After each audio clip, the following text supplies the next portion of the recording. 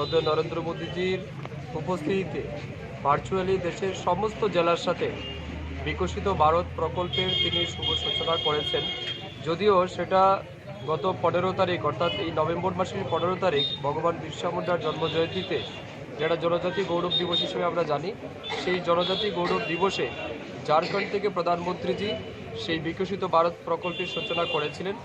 আজ আমাদের ত্রিপুরা রাজ্য সহ গোটা দেশে প্রত্যেকটা জেলাতেই বিভিন্ন গ্রাম পঞ্চায়েত এলাকাতেও বা বিকশিত ভারত প্রকল্পকে বাস্তবায়িত করার জন্য সমস্ত জনপ্রতিনিধি, সরকারের আমলা যারা রয়েছেন তাদের উপস্থিতিতে সেটাকে আরও বেশি এক্সপার্টাইট করার জন্য আনুষ্ঠানিকভাবে সেটার সূচনা তিনি করেছেন।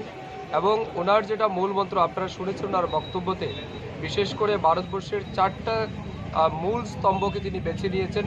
সেটা হচ্ছে যুবক, সেটা হচ্ছে মহিলা, সেটা হচ্ছে গরিব এবং কৃষক। এদের সার্বিক বিকাশের জন্য, এদের সার্বিক উন্নয়নের কথা মাথায় রেখে তিনি এই বিকশিত ভারত প্রকল্পের ডাক দিয়েছেন।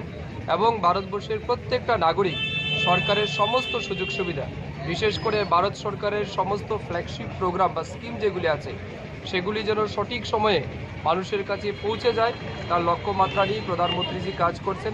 আমাদেরও দায়িত্ব, ত্রিপুরা সরকারের যারা আমরা প্রতিনিধি আছি, আমাদের কনসার্ট অফিসার যারা আছেন, ভারত সরকার এবং দেশের যশস্বী প্রধানমন্ত্রী ভারতবর্ষকে যে জায়গায় দেখতে চাইছেন সেই স্বপ্নকে বাস্তবায়িত করার জন্য আমরা সবাই মিলে সেই স্বপ্নকে পূরণ করতে হবে, মানুষের স্বার্থে কাজ করতে হবে এবং অবশ্যই মানুষের ন্যায্য প্রাপ্য জিনিসগুলি সঠিক সময়ের মধ্যে তাদের কাছে পৌঁছে দিতে হবে।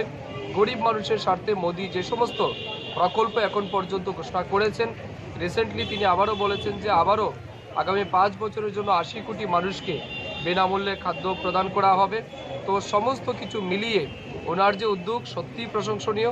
আমরা হৃদয় থেকে প্রধানমন্ত্রী মোদিজিকে অনেক ধন্যবাদ, কৃতজ্ঞতা জানাই দেশের গরিব মানুষের স্বার্থে ওনার এই উদ্যোগ গ্রহণ করার জন্য।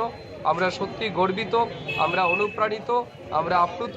নরেন্দ্র মোদিজিকে আমরা দেশের প্রধানমন্ত্রী হিসেবে পেয়ে ওনার কার্য, ওনার যে দায়িত্ব এবং ওনার যে স্বপ্ন, আমরা বিশ্বাস করি আগামী দিন খুব দ্রুত দেশের মানুষের সহযোগিতায় সেটা। অবশ্যই যশস্বী প্রধানমন্ত্রী শ্রদ্ধেয় নরেন্দ্র মোদিজির উপস্থিতিতে